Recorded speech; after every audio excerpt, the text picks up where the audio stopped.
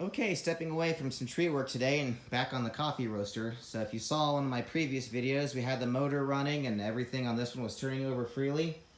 My next part of the project is getting the burner set up. And I've got a mostly blue flame, a little yellow on the tips, but it's mixing pretty well. What you obviously want is a blue flame when cooking with propane. Here's my little eBay air mixer, and I had some fittings laying around that I welded it to and screwed it onto the original Royal Roasters burner. And I got these brass fittings here.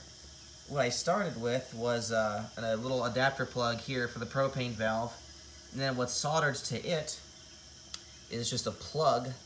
And I drilled that plug out to a 1/16 of an inch, and it was still running a little too rich. The flame was too yellow. So I poured a little solder in there and kind of poked it with a hot nail and just got like a really small hole, probably 1/32.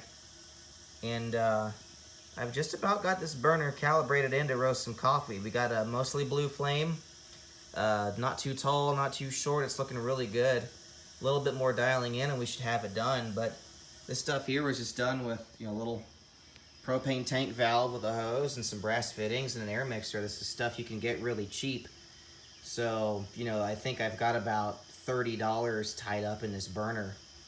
So it's not too expensive to get them working again if you can't find original parts. You just got to have some brass fittings, some drills, and some soldering rod and a torch. So yeah, we'll get this installed on the roaster, and before too long, we'll be roasting some coffee beans. Until we meet again, stay gold.